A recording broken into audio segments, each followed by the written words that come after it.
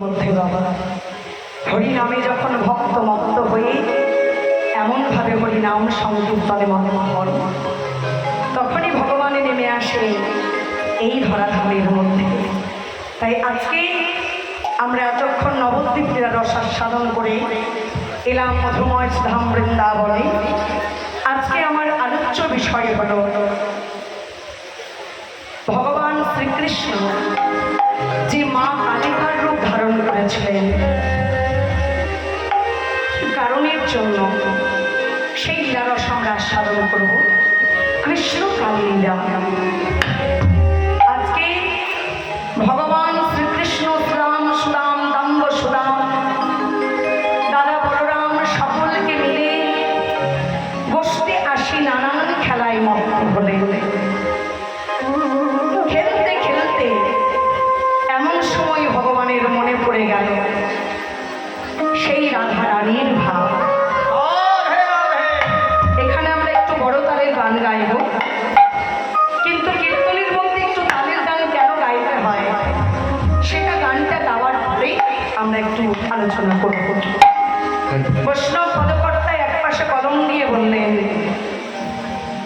কিবা যমুনার যমুনার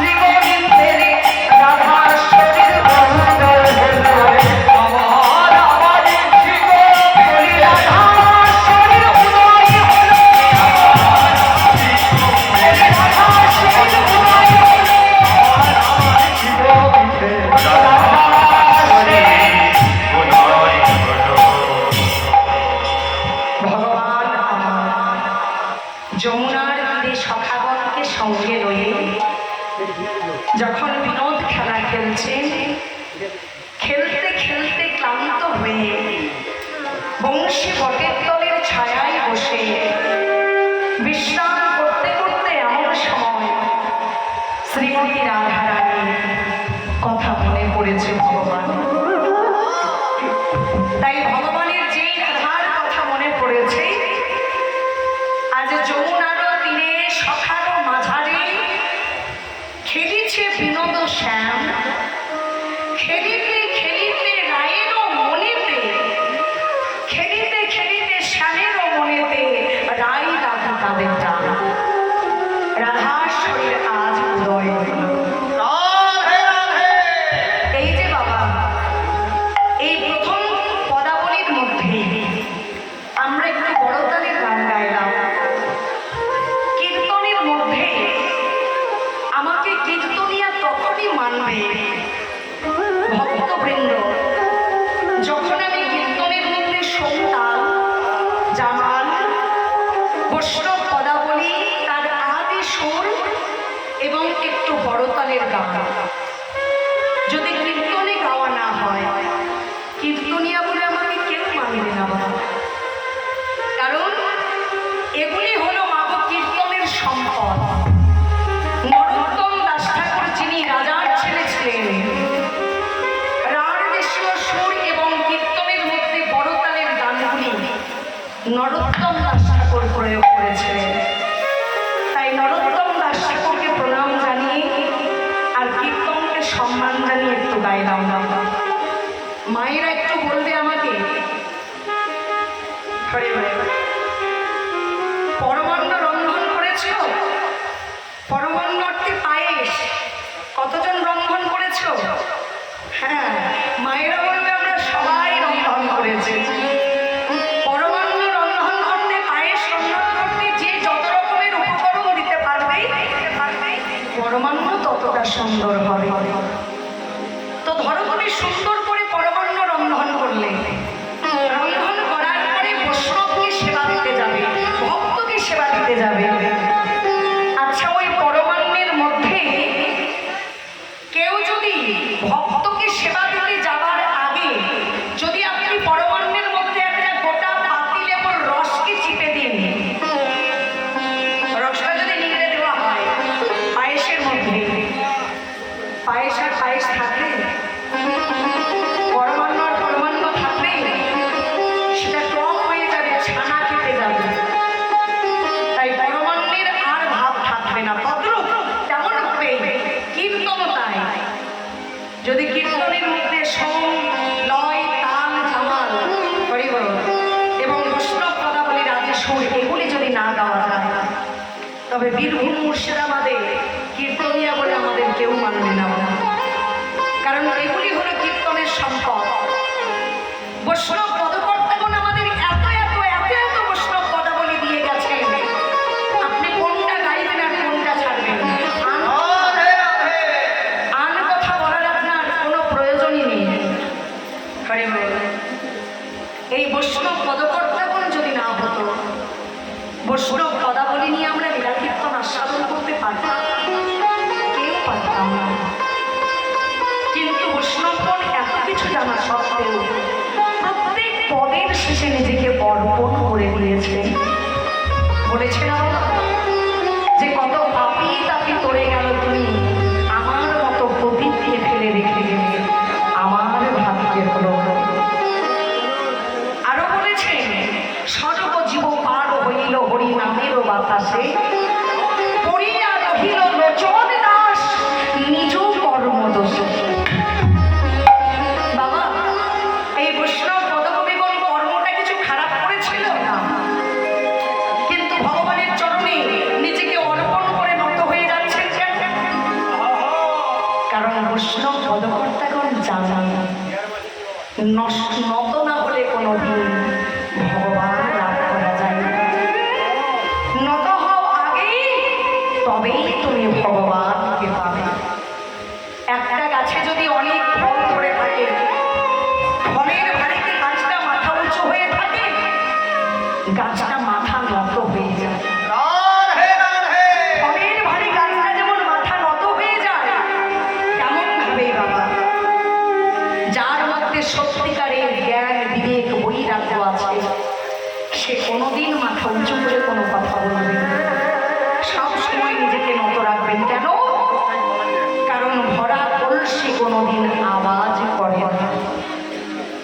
কলসিতে পরিপূর্ণ করে জল ভরে যতই হেলান না কেন কোনো আওয়াজ হবে, কিন্তু ফাঁকা কলসিতে যদি একটু জল ভরা যায় তবে একটু নড়ালেই টলমল করে আওয়াজ হবে। তাই আমরা হলাম বাবা ফাঁকা কলসি।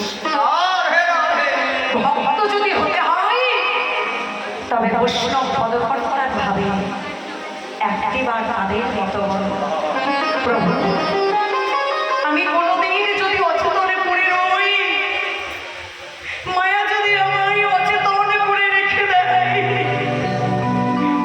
মোহময় সংসারে পড়েছি বলে যদি প্রভু আমি তোমায় ভুলে যাই, আমি তোমায় ভুলে গেছি বলে তুমি যেন আমায় দেখে ভুলে যেও না। তুমি আমার হৃদয় মন্দিরের দরজাতে নিজের ঘর মনে করে যেন হাত করে করে হৃদয় মন্দিরে তুমি যেন আসা যাওয়া করতে পারো। ভগবান থাকে কোথায় মাগো?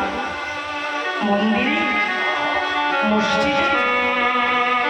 ভগবানকে মন্দিরে তখন পাওয়া যায় যখন একজন প্রকৃত ভক্ত ভগবানকে হৃদয় মন্দিরে রাখবে।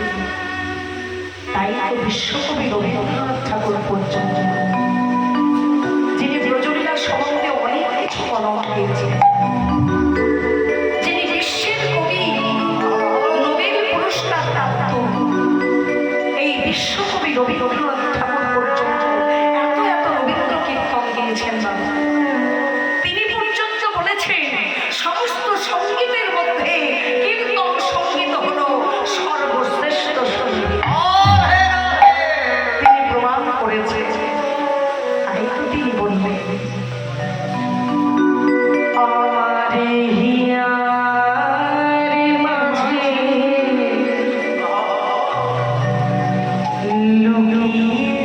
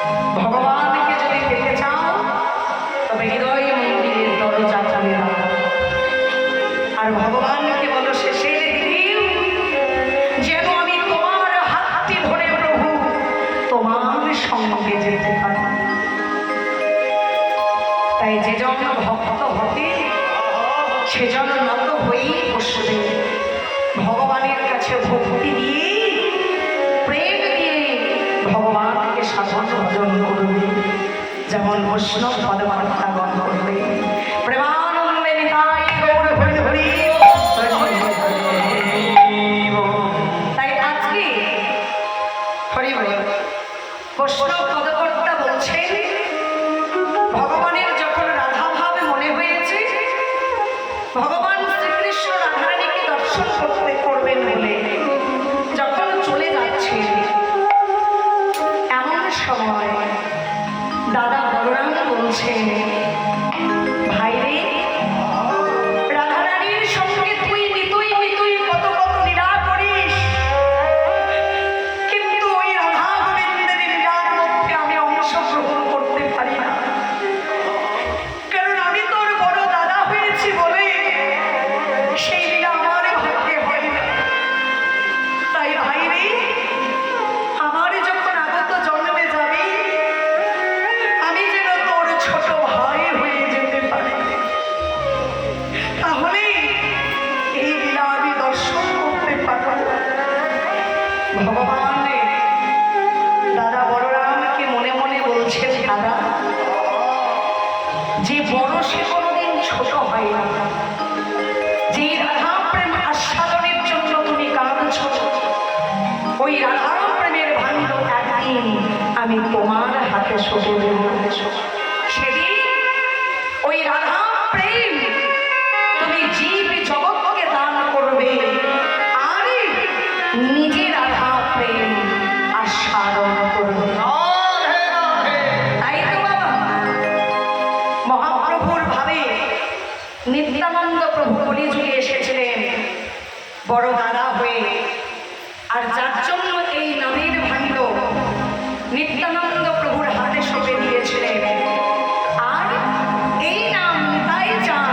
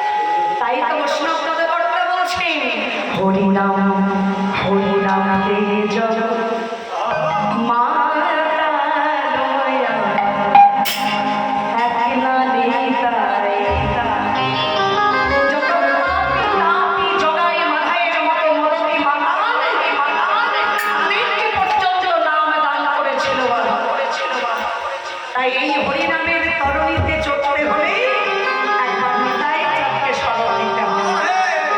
কারণ নিত্যানন্দ প্রভুর ভাবে বৈষ্ণব পদকর্তা বলছেন হরিনাম হরিনাম হরিনাম কে জগৎ মাতা আমার কাছে নিতাই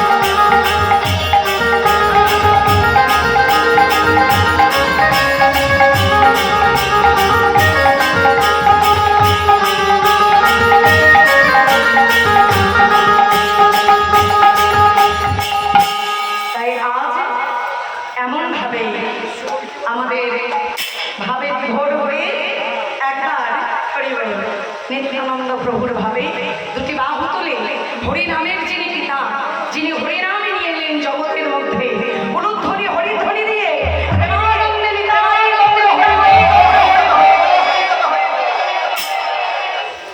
তাই যমুনার তীরে চলে ধীরে ধীরে যমুনার তীরে চলে ধীরে ধীরে যমুনার তীরে চলে ধীরে ধীরে আর যমুনার তীরে চলে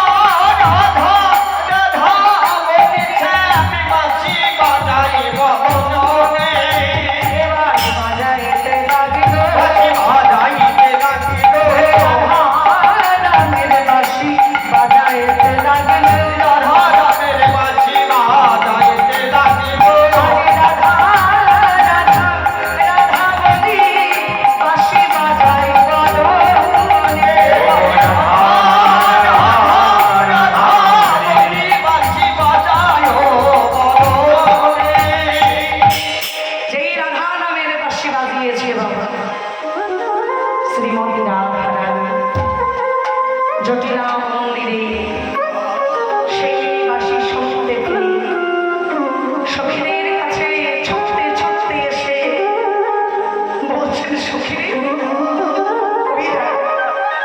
ওই রাত আমার গোবিন্দ রাধা নামের বাসি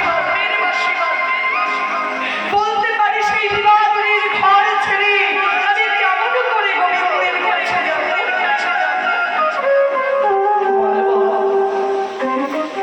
বলতে পারিস আমি কেমন করে যাব গোবিন্দের কাছে? কিন্তু ওই বাসি শুনেও তো ঘরে থাকা যায় না। ওই বাসি শুনেও কি ঘরে থাকা যায়? যায় না বাবা। ওই বাসি শুনেও বাবা ঘরে থাকা যায় না। কে আমার বাজায় বাঁশি, এ ভাঙা কুঞ্জবনে। বল বল আমি কেমন করে যাব? কে আমার বাজায় বাঁশি, এ ভাঙা কুঞ্জবনে। কে আমার বাজায় বাঁশি, এ ভাঙা কুঞ্জবনে। রিদিম উঠিল কাকি চরণের শিরনে। কে আমার বাজায় বাঁশি, এ ভাঙা কুঞ্জবনে।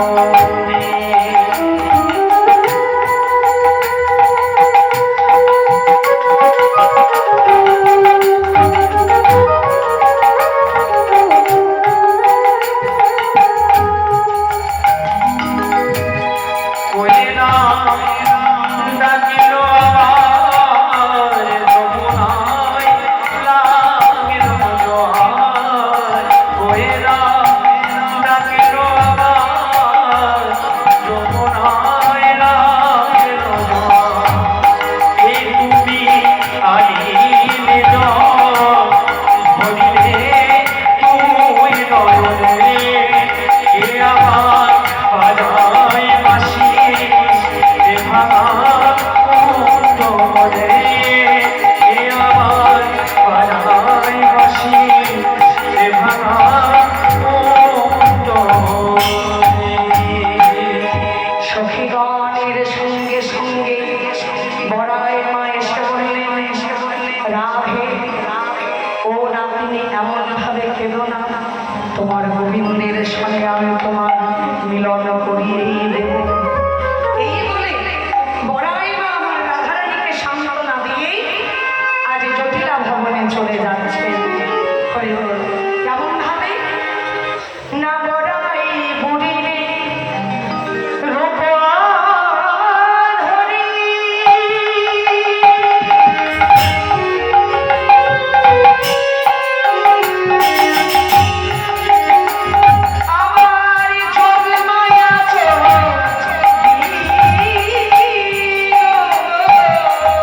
ওগো বড়াই বুড়ির উপধরি,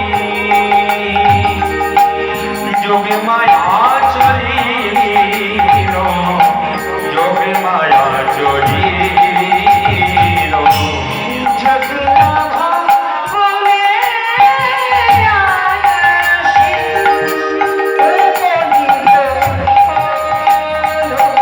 ওগো জটিলা ভাবনে উপরে তো হলো। আসি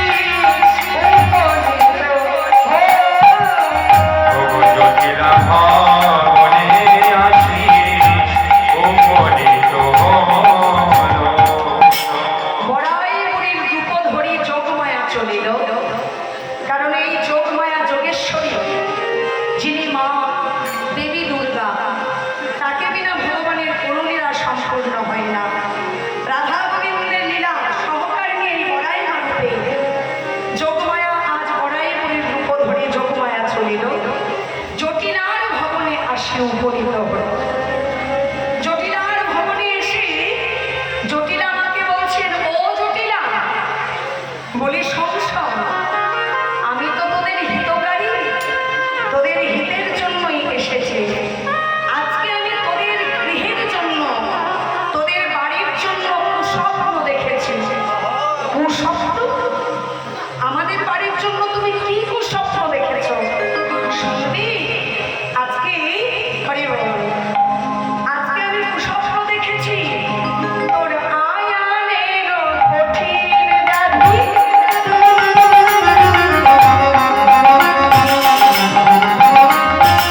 আর উঠিবার নাই শক্তি।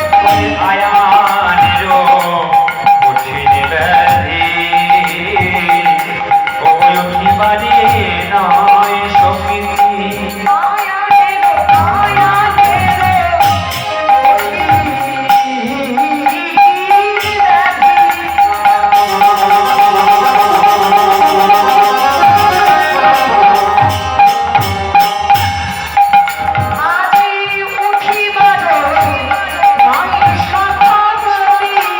ওরে আয়ানেরও কঠিন ব্যাধি, ওই অভিমানে নাই শক্তি, নাই শক্তি। নয়ন মুখে নয়ন মুখে আয়ান পড়ে আছে। নয়নে মুনে আয়ান পড়ে আছে। নয়ন মুখে নয়ন মুখে আয়ান পড়ে আছে।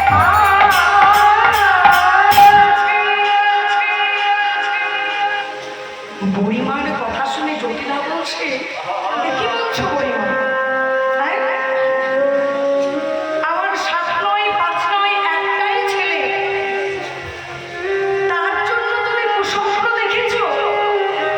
আমার আয়ান, তার কঠিন ব্যাধি, সে নয়ন হবে হরিবল মাতৃভূমিতে পড়ে আছে। আহা, ও বুড়িমা, তুমি এমন স্বপ্ন দেখেছ, স্বপ্নের প্রতিকার কিছু দেখো। বুড়িমা বললেন, হরিবল শোন শোন জটিলা, এই স্বপ্নের আমি প্রতিকারও দেখেছি। প্রতিকার কি জানিস? আজকে কিসের রাত্রি? হ্যাঁ? আজকে কিসের রাত্রি? আজকে হলো আমাবস্যা রাত্রি। এই আমাবস্যা রাত্রিতে হরি বল, যদি কেউ শ্যামাপদ পূজিত করতে পারে, তবে তার সমস্ত ব্যাধি দূরে যেতে পারে। বলে আমাবস্যার পূর্ণ তিথি ওগো চিরকালের আছে। ওগো আমাবস্যার পূর্ণ তিথি চিরকালে আছে। আমাবস্যার পূর্ণ তিথি চিরকালের আছে। আমাবস্যা পূর্ণ তিথি চিরকালে আছে। শ্যামাপদ করিলে পূজো, পূজো শ্যামাপদ করিলে পূজন, শ্যামাপদ করিলে পূজন। শ্যামাপদ বুঝিতে পড়িলে, শ্যামাপদ বুঝিতে পারে, শ্যামাপদ বুঝিত পারে, শ্যামাপদ বুঝিত পারে। চিরকালে আছে রীতি।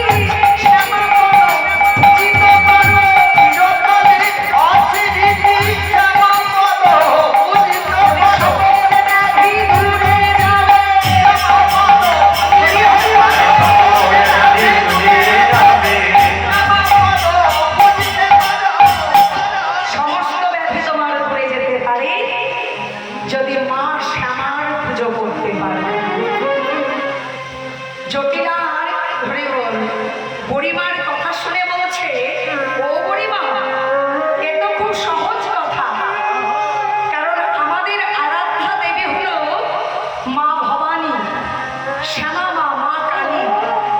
কারণ আয়ান শুধুই মা কালীকে সাধনা ছাড়া আর কিছু সাধনা করে না। তাদের আরাধ্যা দেবী হলো মা কালী, কুলদেবতা হলেন মা কালী। আমাদের ঘরেই তো মা কালী আছে।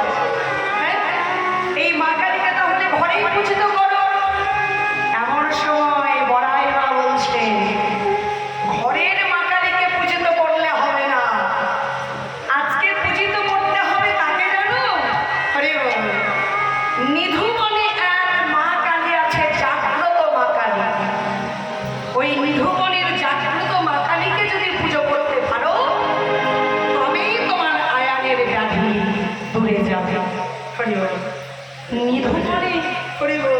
নিধুমণি যে জাগ্রত কালী আছে এটা তো জানা ছিল না। নিধুমণি যে জাগ্রত কালী ছিল এটা তো জানা ছিল না।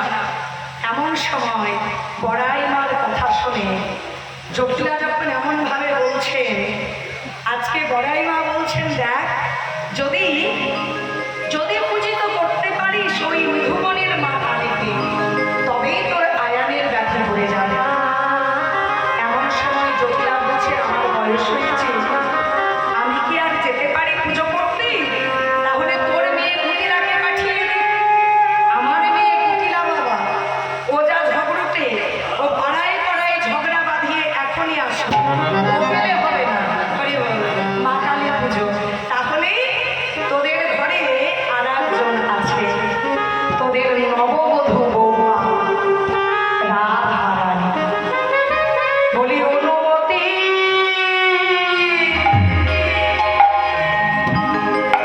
দাও আমারে।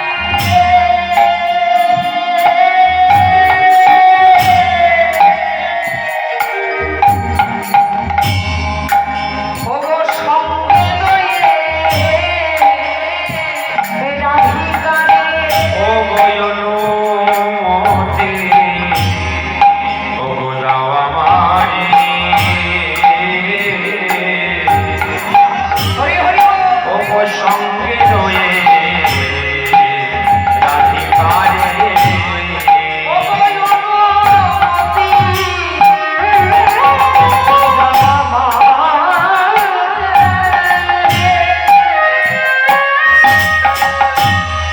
ওগো সঙ্গে লয়ে রাধিকারে।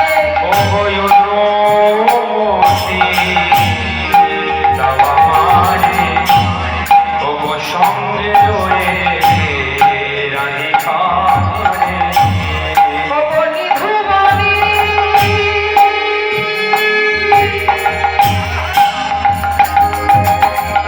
আমরা করি তোমার মনন্দ।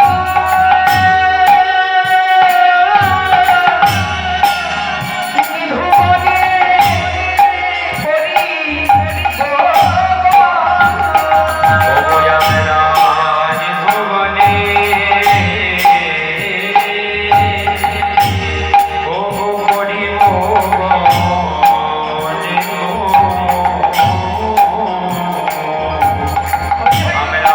নিধুমণি করিব। যেতে যে হবে, যেতে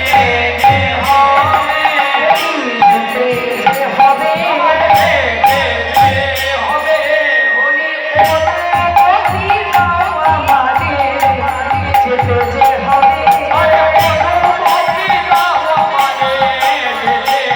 হবে, অনুমতি দাও আমারে। নিধুমণি যেতে হবে। অনুমতি দাও আমারে। আরে অনুমতি দাও আমারে। আরে অনুমতি দাও আমারে। নিধুমণি যেতে আরে হবে। অনুমতি দাও আমারে। নিধুমণি যেতে হবে। আজ নিধুমণি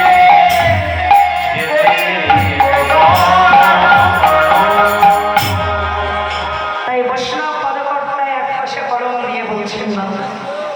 রাধারানীকে যখন নিয়ে যাবার জন্য বুড়িমা বলছেন, জয় রাধে, মায়েদের জন্য বলছি একবার এদিকে। হরে কৃষ্ণ। হরিনামের মাঝে মাঝে তো দুটি বাহু তুলতে হবে, আর উলুধ্বনি হরিধ্বনি করতে হবে, কারণ এটা হলো আমার তোমাদের কাছে প্রাপ্য। আর তোমরা যদি এমন ভাবে হরিধ্বনি উলুধ্বনি দাও, হ্যাঁ, উলুধ্বনি হরিধ্বনি যদি তোমরা এমন ভাবে না দাও, তাহলে কেমন করে বুঝবো যে তোমরা আমায় ভালোবাসো? তোমরা তো শুধু এক মনে নিজের মতোই বসে আছো, কোনো উত্তর নেই তোমাদের। হরি বল। এই অপ্রাকৃত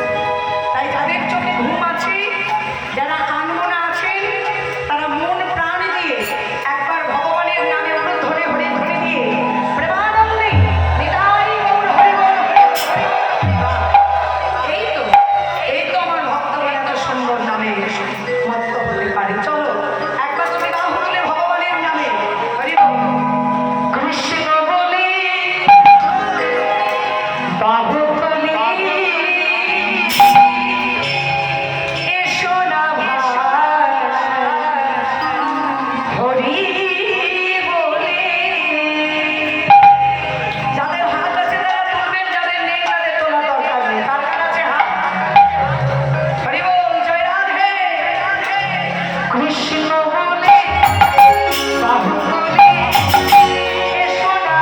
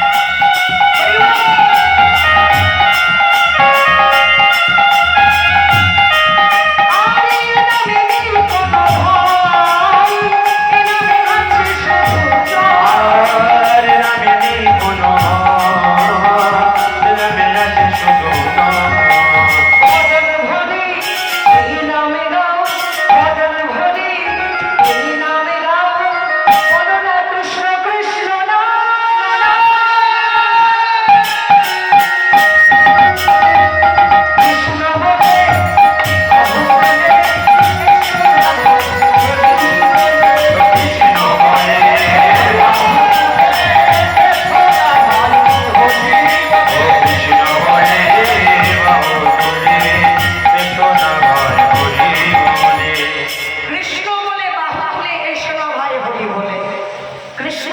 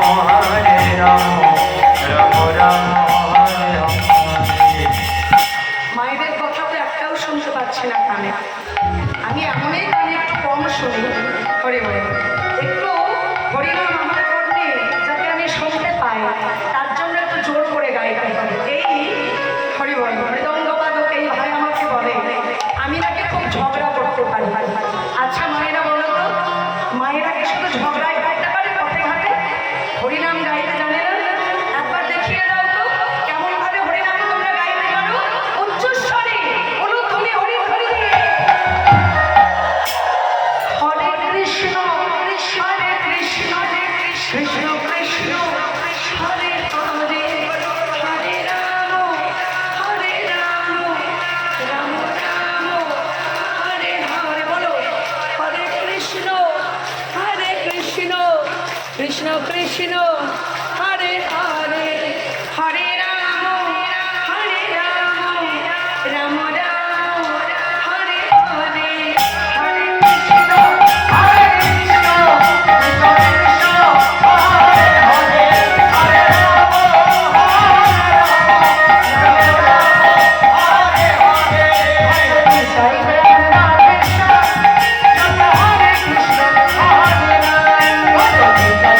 রাম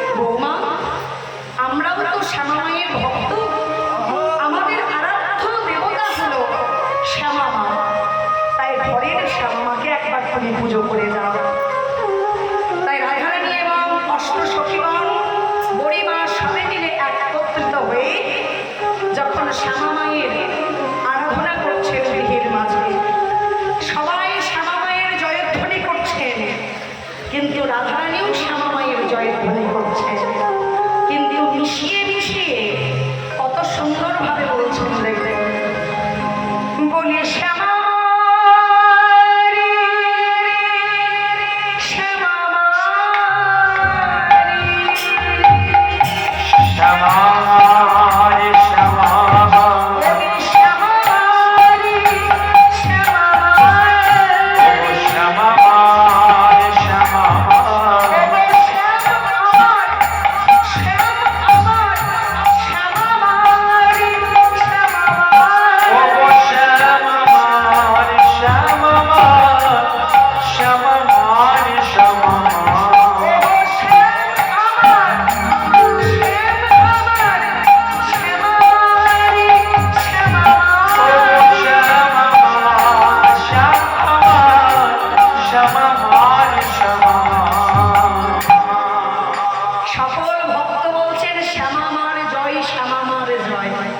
কিন্তু রাধারানীর এই যে হরিবল কথা, তার মধ্যে তার অর্থ কিন্তু দুটি।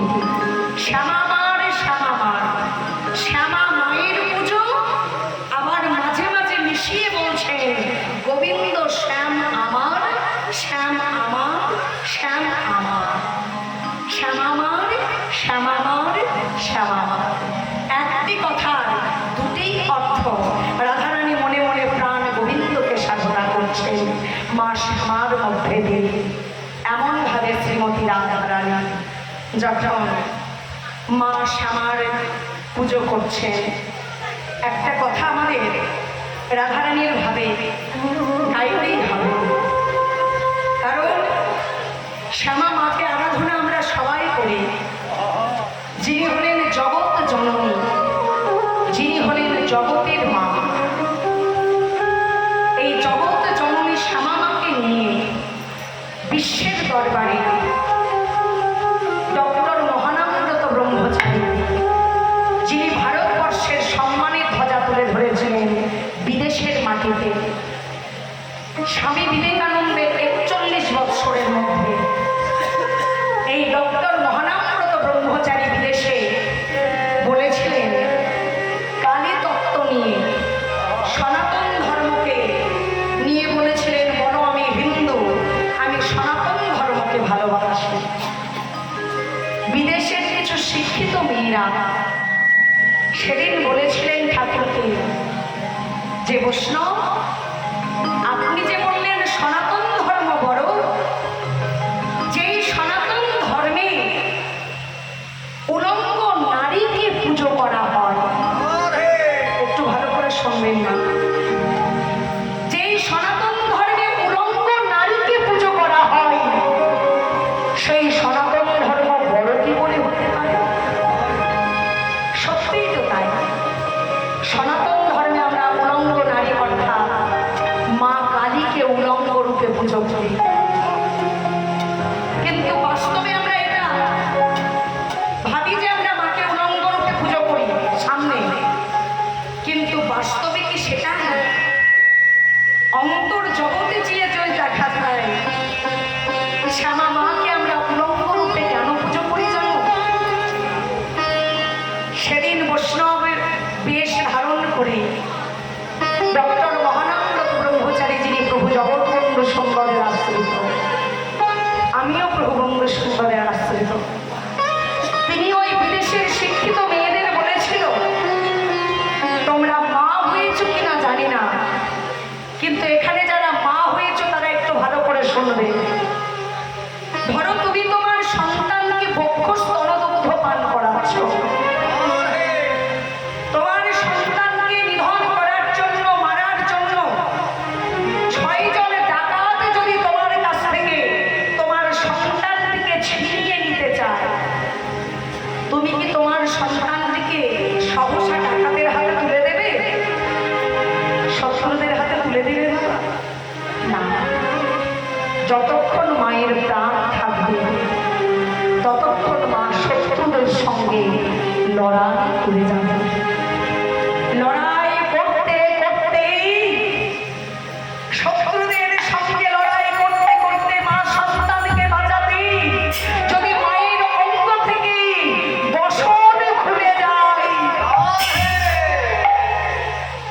সেই সন্তানটি যখন বড় হয়ে জানতে পারবে যে আমার মা আমাকে বাঁচাতে আমার মায়ের অঙ্গ থেকে বস্ত্র খুলে গিয়েছিল,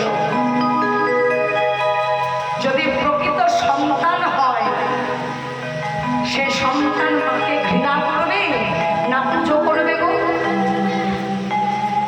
প্রকৃত সন্তান যদি হয় ঠিক মাকে পুজোই করবে।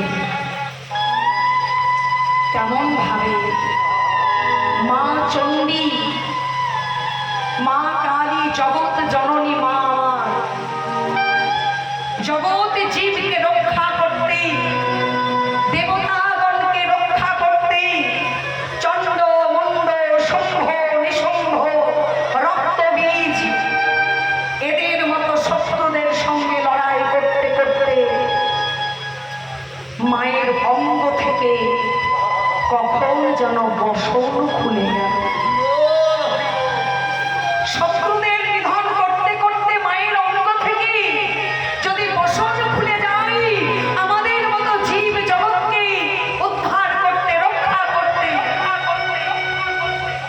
আমরা সেই মাকে উলঙ্গ রূপে পুজো করব।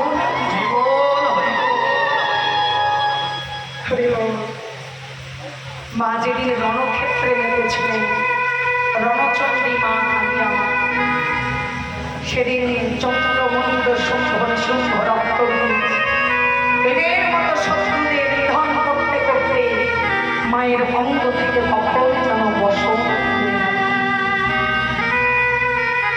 সেই রূপেই কিন্তু আমরা মাকে পুজো করে থাকি। জগৎ জননী মা, মায়ের সন্তান যদি তিনটে হয় বাবা, তিনটে সন্তান কি একই রকম হয়? হয় না। কোনোটা ভালো হয়, কোনোটা খারাপও হয়। তাই রক্তবীজ, চণ্ড মণ্ড শুম্ভ নিশুম্ভ তাদের গলা কেটে দিয়েছে মা চণ্ডী, যাতে তারা শত্রুতা না করতে পারে, যাতে কোনো ভক্তদের আক্রমণ করতে না পারে। কিন্তু তবুও তো জগৎ জননী মায়ের তারা সন্তান, মা তাদের দুষ্টু হলেও ফেলে দেয়, গলা কেটে দিয়েছেন যাতে শত্রুতা না করতে পারে। কিন্তু মুন্ডর মালা করে মা চণ্ডী তাদের মুন্ডর মালা করে গলায় নিয়ে ঘুরছে। তাই আমাদের সনাতন ধর্মে সাকার পুজো, নিরাকার পুজো, অগ্নিদাহ এবং সমাধি সব কিছুই আছে।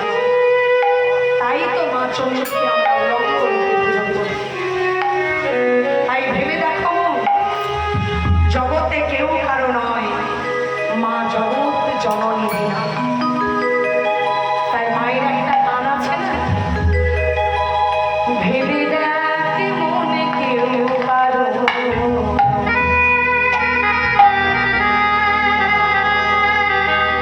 মিছেই মায়া ভুলে, ভুলো না দক্ষিণা কালী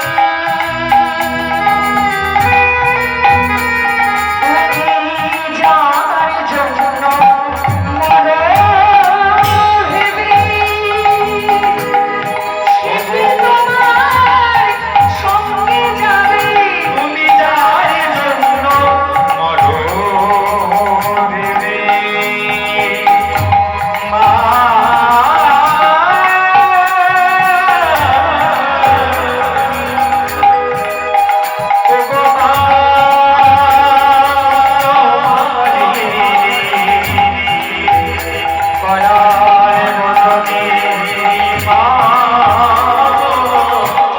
যার জন্য মরণ দিবে সে কি তোমার সঙ্গে যাবে সেই প্রেয়সী দিনে ছড়া সেই প্রেয়সী দেবে ছড়া সেই প্রেয়সী দেবে ছড়া সেই প্রেয়সী দেবে ছড়া হবে বলে ভেবে দেখি মনে কেউ কারো পিছে মায়া প্রবন্ধনে ভেবে দেখ মনে কেউ কারো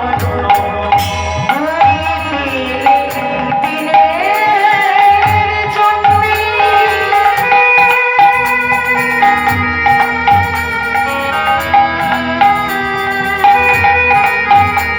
আর দুই দিনের জন্যে ওর নামে সবাই মানে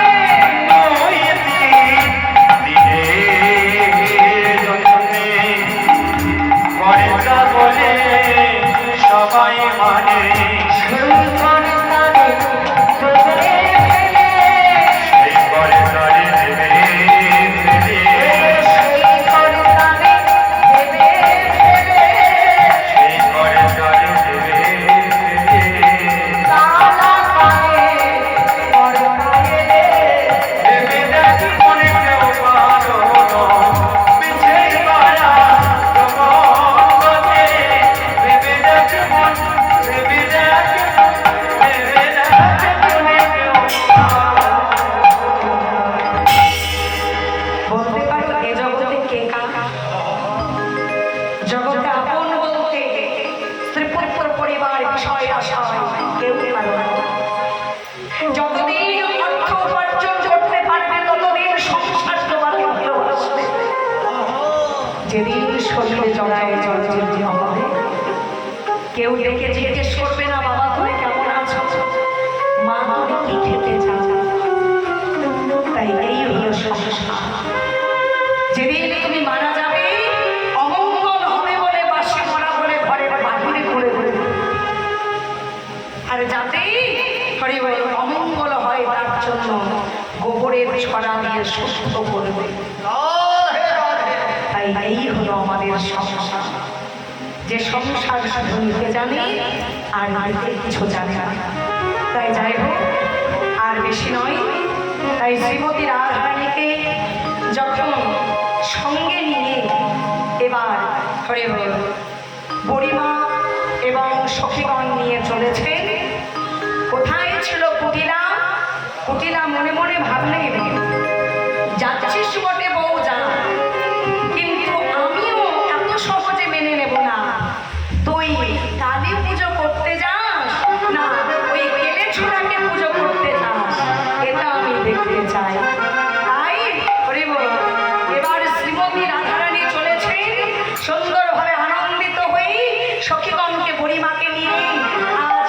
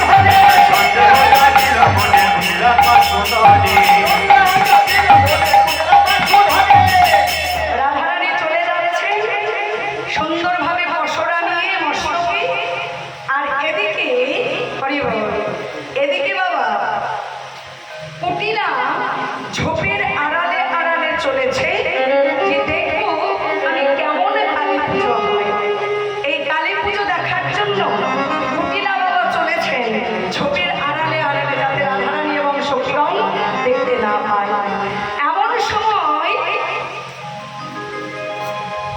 যেতে যেতে যখন নিধুবনে পৌঁছালেন, নিধুবনে দেখলেন প্রাণ গোবিন্দ অধরে বংশী ধ্বনি করছে। এমন সময় সখীগণ সবে মিলে রাধারানীর সঙ্গে প্রাণ গোবিন্দের যুগলে দিয়ে রাধা গোবিন্দের যুগল রূপ সখীগণ দর্শন করছেন, তারা আনন্দ উপভোগ করছেন। এমন সময় হরি বল, কোথায় ছিল বাবা? কুটিলা ঝোপের আড়াল থেকে দেখে বলছেন, এই কালী পুজো, হ্যাঁ কালী পুজোর নাম করে কেষ্টা ছোড়াকে, ওই নন্দের বেটা কেষ্টে ছোড়ার সঙ্গে আমাদের বউকে বড়াই না মিলিয়ে দিল। এবার ছুটতে ছুটতে কুটিলা জটিলার কাছে গিয়ে বলছেন, ও মা জটিলা, প্রথমেই বলেছিলাম তোর বউয়ের স্বভাব ভালো নয়।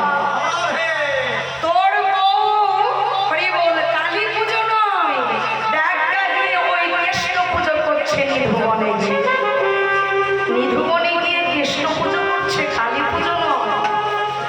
এমন সময়ে কুটিলা বলছেন এ কথা, আর জটিলা বললেন আমাকে বলে কি হবে? হ্যাঁ, আমার তো বয়স হয়েছে, আমাকে বলে আর কি হবে? যার বউ তাকে গিয়ে বল। ছুটতে ছুটতে আয়ার যেখানে বাসায় পড়ে আছে, আয়ারের কাছে গিয়ে বলছেন, ও দাদা। বলি দাদা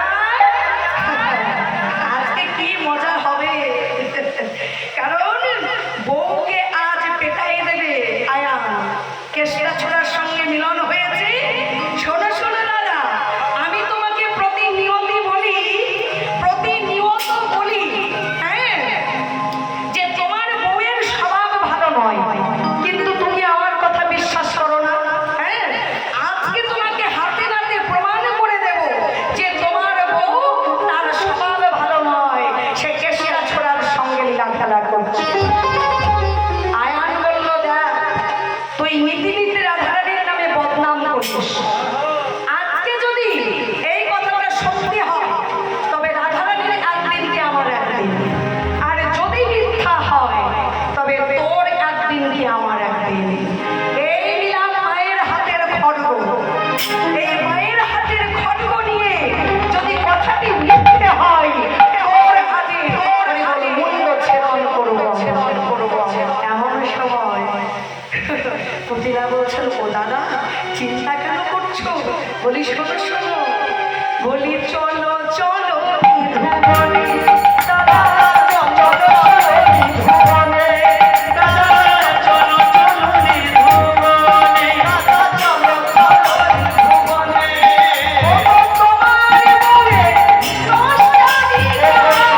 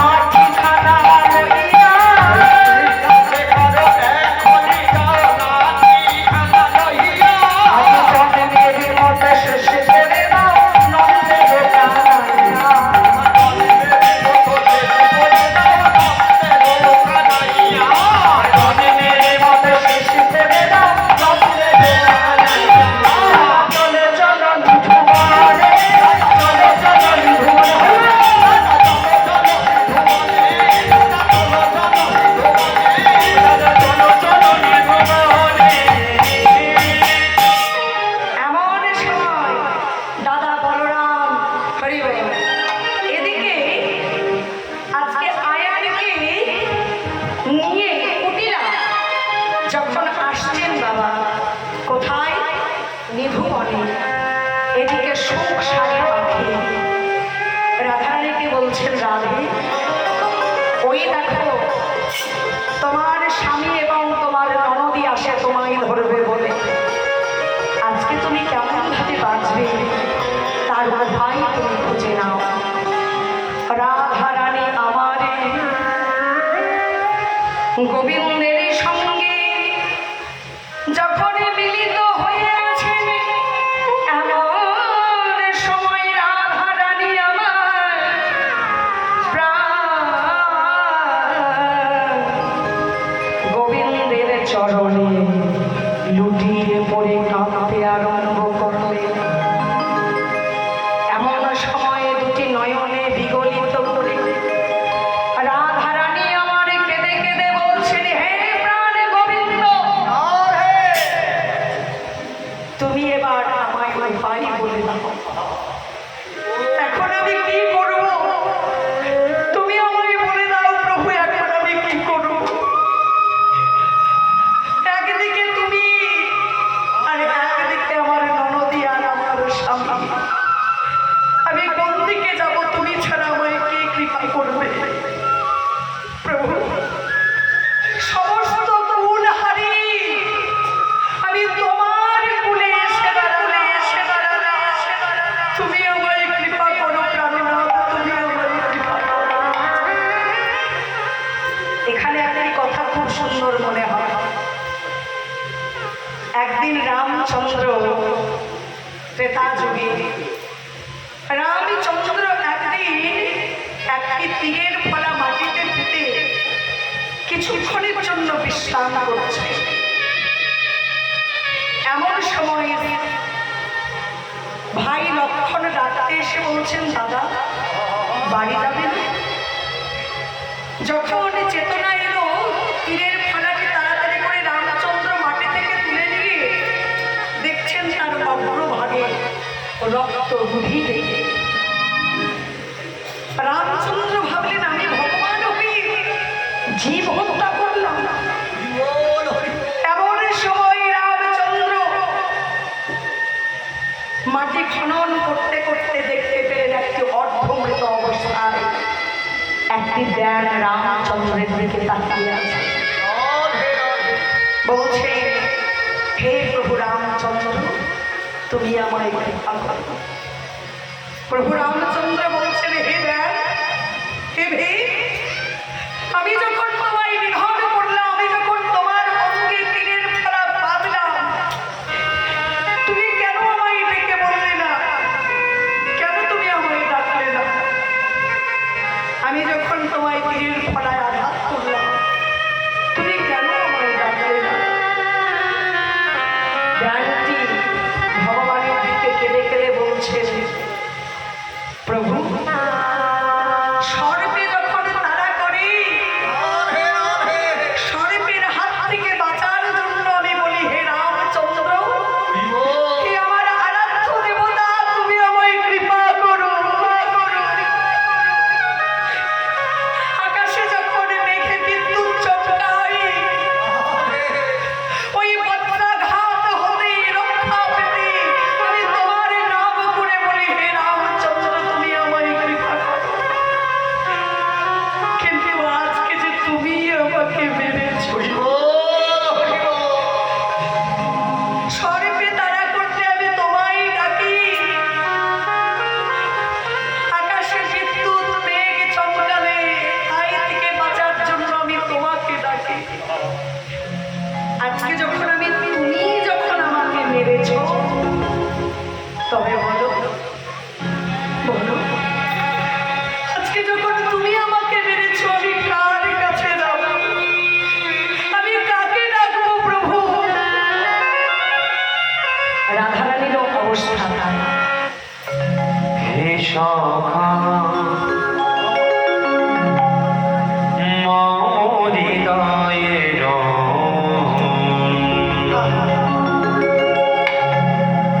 হে সখা মম হৃদয়ের হে সখা মম হৃদয়ের সংসারের সব কাজে ধ্যান জ্ঞানে হৃদয়ের হে সমাম হৃদয়ের নাথ তুমি দেশ ধীরে সুখ দুঃখ হাসি নয়ন নীরে নাথ তুমি দেশ ধীরে সুখ দুঃখ হাসি নয়ন নীরে লহ আমার জীবন ফিরে লহ আমার জীবন ফিরে সংসারের সব কাজে ধ্যান জ্ঞানে হৃদয়ের হে সমাম হৃদয়ের হে সমাম হৃদয়ের তাই ভগবান আমার বললেন, রাধে তোমার চিন্তা নেই, আমি থাকতে তোমার ভয় কিসে? ওগো কৃষ্ণ বলে, ভয় কি রাধে?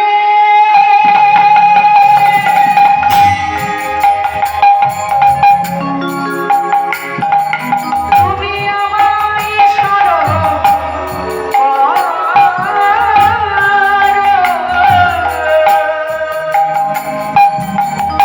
আজ কৃষ্ণ বলে, ভয় কি রাধে?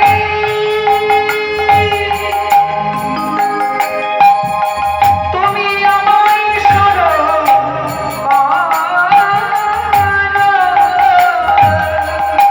আজ আয়ার পতিনা যাবে দূরে নিজ নিজ ঘর। আয়ার কপিলা যাবে যাবে দূরে নিজ নিজ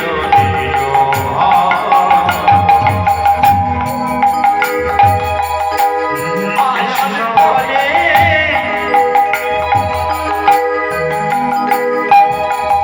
ভয় কি রাধে?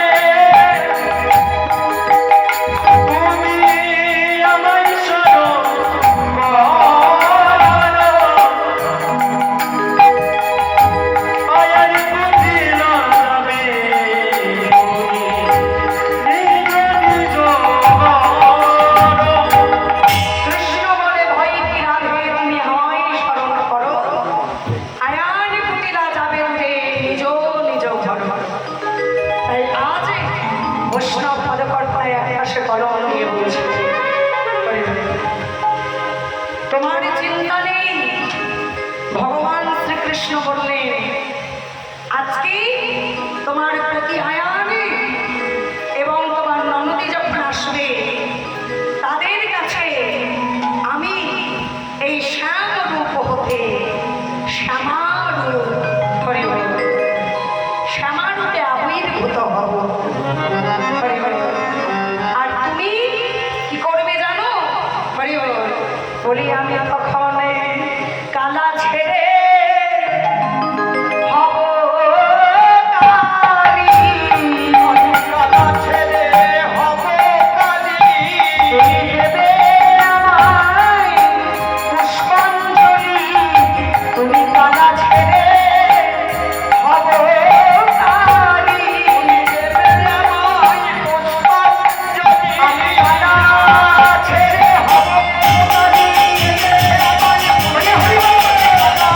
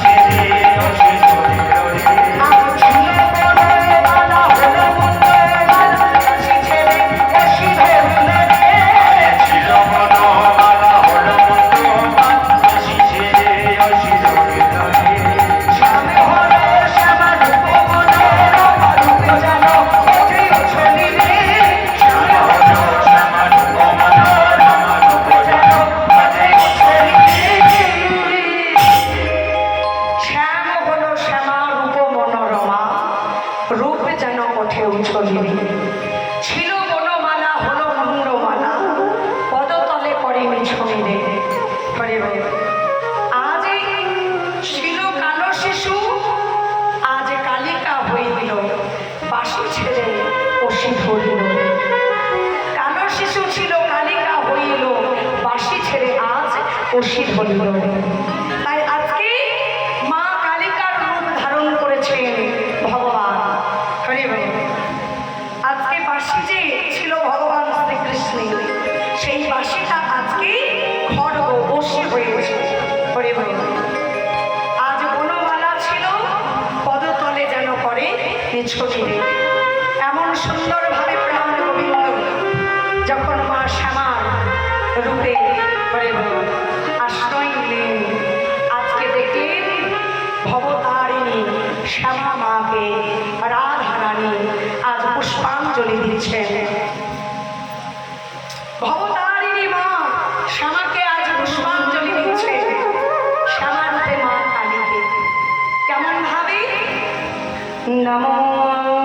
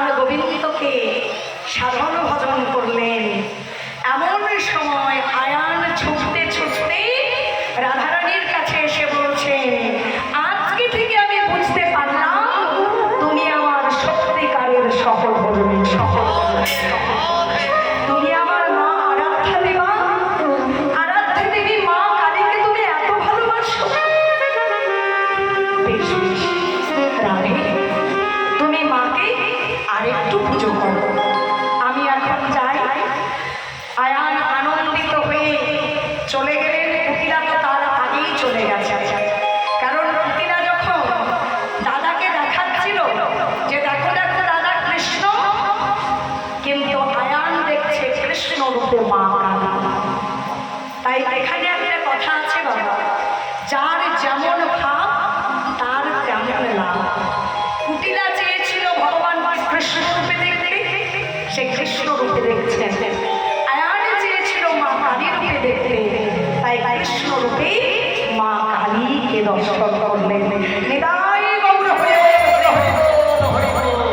তাই আয়ানে চলে গেলে এবার নিধুমনে হরে হরে প্রাণ গোবিন্দের সঙ্গে রাধারানীর সখীগণ হরে হরে যুগলে বসি রাধা গোবিন্দকে সেবা দিলেন। এবার সেবা দিয়ে হরে হরে আজকে যখন মা কালিকার রূপে ভগবানকে দর্শন করলেন, রাধারানী বললেন, হে প্রভু, আর কালিকা রূপ নয়, এবার হরে হরে তুমি কাঁদে ছেড়ে